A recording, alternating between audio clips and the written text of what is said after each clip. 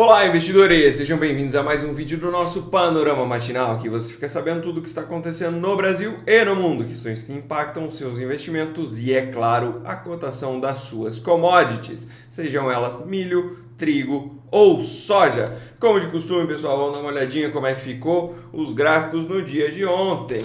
Começando pelo petróleo que testou ali sua resistência imediata nos 79 dólares, chegou a trabalhar acima, mas fechou abaixo, ou seja, rompeu em falso a priori a marca dos 79 dólares. E hoje vem trabalhando com uma leve alta de 0,14%.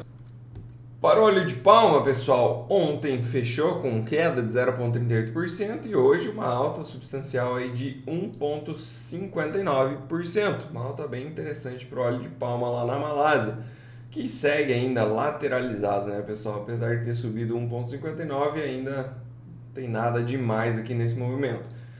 Para o óleo de soja, ontem caiu 0,75% e hoje vem com uma alta tímida de 0,04%, praticamente estável.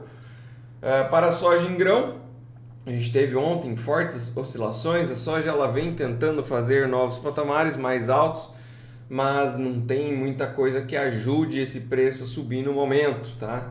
Lá em Chicago a gente viu então uma alta de 0,39% e hoje já cai 0,7%. Então subiu cerca de 4,4 cents por bushel e hoje já cai 8, ou seja, demonstrando uma fraqueza imensa aqui para a soja. Lembrando que a soja agora, o contrato de março, ele entrou na parte de entrega física, tá, pessoal? Então ele vai continuar rodando, mas ele já não negocia mais em bolsa, pois venceu ontem. Então agora a gente passa aí para o próximo contrato, que é o contrato aí para liquidação em maio.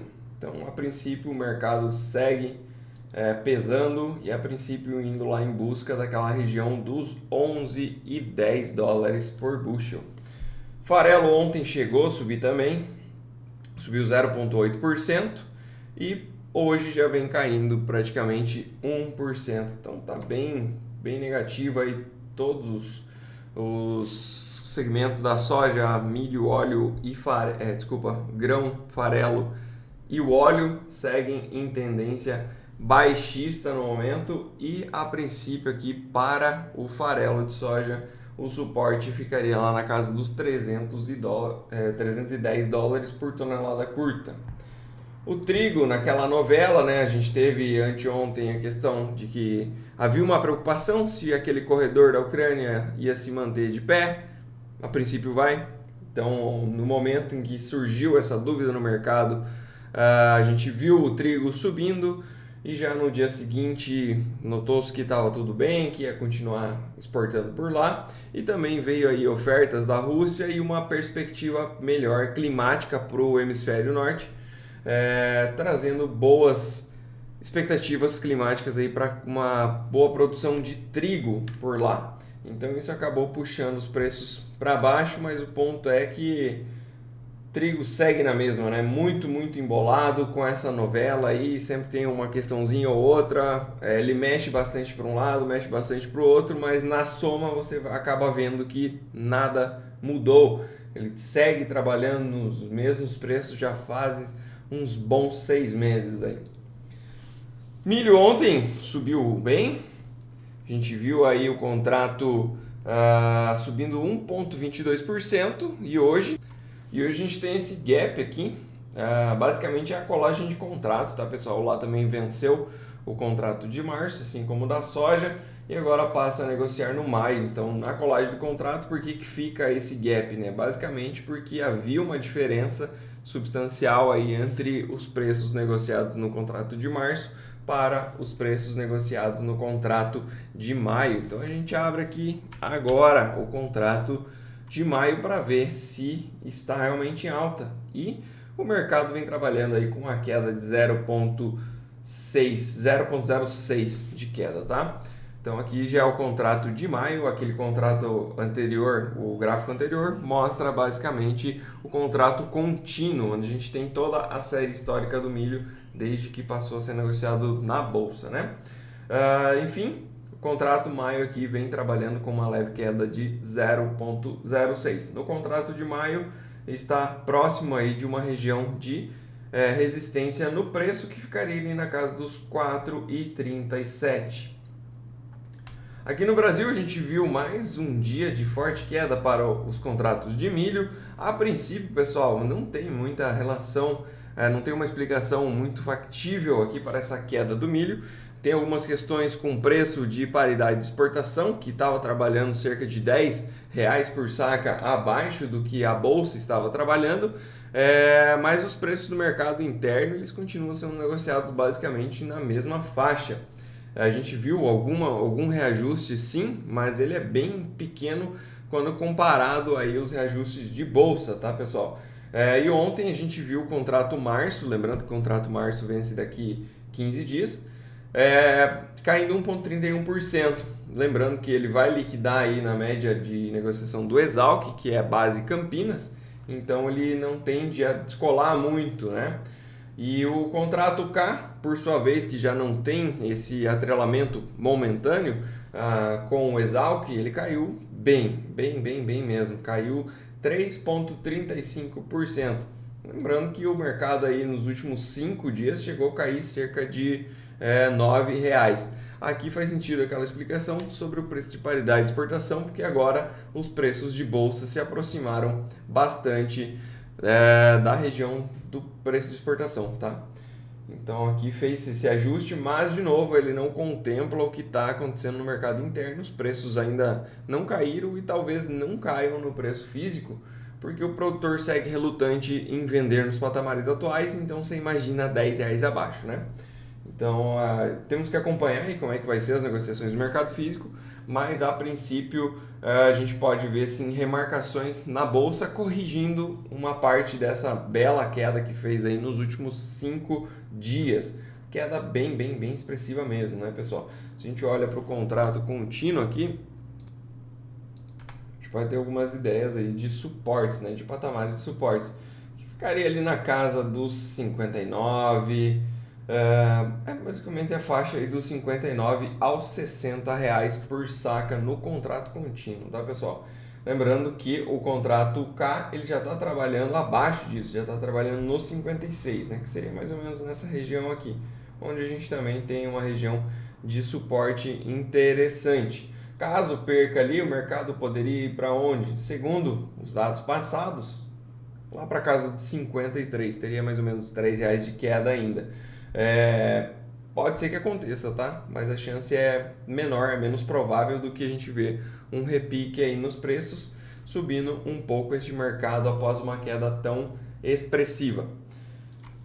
Olhando para o dólar, pessoal, a gente teve hoje uma queda de 0,04%. Dólar que ontem ele chegou a se apreciar bastante contra as principais moedas do mundo, mas acabou fechando aí com uma alta menor, né? A gente vê aqui pelo pavio deixado neste candle de ontem, a gente pode perceber que a sombra superior ela é bem grande, ou seja, o mercado chegou, tá trabalhando bem mais alto e fechou aí com 0,11% de alta. E hoje vem fazendo uma queda. Lembrando que esse dado aqui do dólar, ele tende a mudar muito a hora que sair os dados dos Estados Unidos. Eu já comento sobre eles na parte da agenda. A bolsa ontem lá, S&P 500, subiu. Chegou a estar trabalhando no negativo, subiu um pouco ao final do pregão e acabou encerrando aí com 0,3 de queda, bem lateral, né? E para a Nasdaq a gente viu uma queda um pouco maior de 0,53%, mas os mercados trabalhando de forma lateral e aguardando pelos dados de hoje, que são os dados mais importantes do mês, pessoal. Dados super relevantes que tendem a trazer muita volatilidade para o mercado no pregão de hoje. E aqui no Brasil a gente viu a nossa bolsa derretendo, basicamente puxada aí pela Petrobras. E quando eu falo pela Petrobras, a gente teve publicação de petróleo lá nos Estados Unidos, nível de estoque, só que não é isso que mexeu com o preço da Petrobras, tá? Ela caiu 5%. Eu vi algumas matérias explicando que veio com estoques maior lá, isso fez com que o petróleo caísse no mercado internacional e isso puxou a Petrobras. Não, tá? Não, porque é muito pequena a movimentação do petróleo para fazer um impacto tão grande em cima da Petrobras. E buscando mais a fundo, basicamente o motivador para essa desencadeada de uma queda de 5% na Petrobras se deve a um comunicado do Jean Paul Prats, que é o presidente da empresa, onde ele trouxe que os dividendos que eles vêm distribuindo, que têm sido bem interessantes, bem grandes, eles tendem a diminuir esse ritmo. Basicamente, para quem é fora do mercado, os dividendos são uma participação dos lucros da empresa, onde ela é repassada para os investidores. E com isso aí paga esses dividendos e eles são isentos de imposto de renda também. Então, para o investidor é bem legal. E com essa declaração, a ideia que passa é que eles vão parar de distribuir dividendos tão gordos e devem reinvestir boa parte do lucro recebido na empresa. Isso causou aí um mal-estar no mercado. Muitos dos investidores vinham aguardando por esses pagamentos de dividendos, mas o ponto é que a Petrobras ela vem subindo já faz bastante tempo e subiu muito bem. Tá? Então, eu encaro esse comunicado de Jean Paul Prats como um estopinho assim, só para fazer um preço corretivo mesmo, para as pessoas terem um motivo, para os investidores terem um motivo para liquidar aí o seu lucro, né? Botar no bolso o lucro dessa alta tão espetacular que a gente viu na Petrobras. Então é para tudo isso? Acho que pode corrigir um pouco mais ainda, mas o ponto é que esse 5% de queda, ele assusta numa primeira vista, mas se a gente olha todo o movimento, 5% não é nada de queda. Então, a princípio, ainda a gente pode ver esse mercado corrigindo um pouco mais, mas acredito que não muda, a princípio, a tendência do papel. Pelo menos é isso que a gente vê aqui no gráfico. Ela pode ainda corrigir um pouco mais, quem sabe até ali na região dos R$ 37,00 por ação, mas o ponto é que o mercado utilizou esse comunicado como uma forma de estopim aí para realmente realizar lucro em suas posições.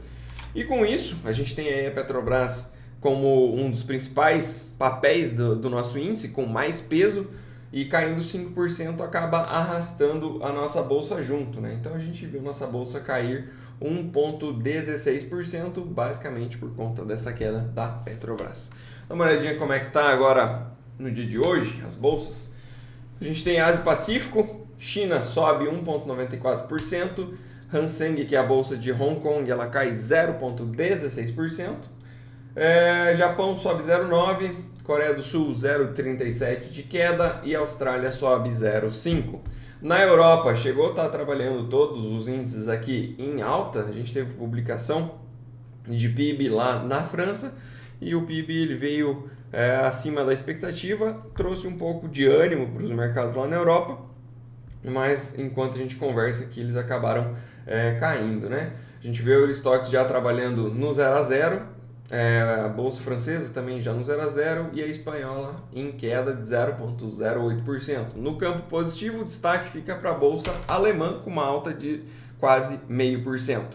Para a parte de futuros, a gente tem lá nos Estados Unidos queda de 0,18 para a S&P e queda de 0,15 para a Nasdaq.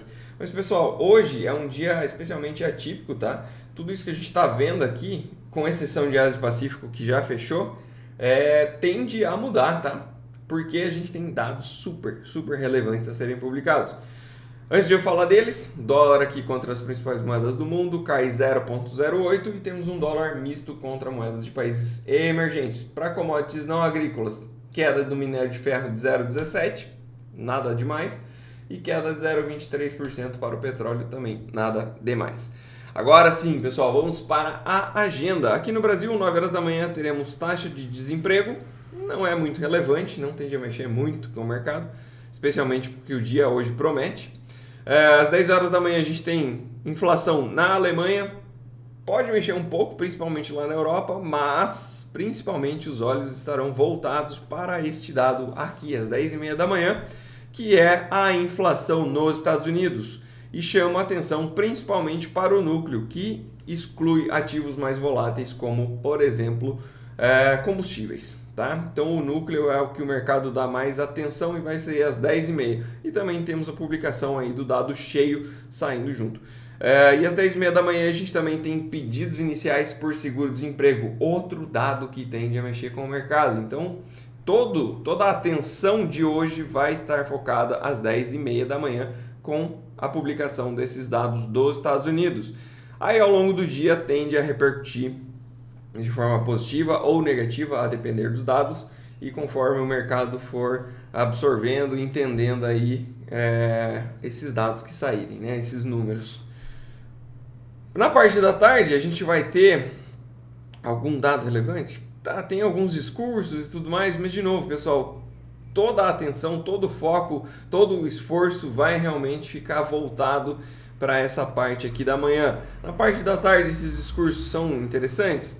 Podem ser, tá? Dependendo de como é que vem esse dado de inflação, a gente pode ter alguma fala mais interessante aqui, por exemplo, no discurso de Bostic, que vai ser ao 12h50, e às 3h15 da tarde a gente tem discurso do Mester. Tá? Então esses discursos aqui, eles, dependendo do dado, podem sim ser interessantes, mas de novo, a volatilidade mesmo às 10h30 da manhã.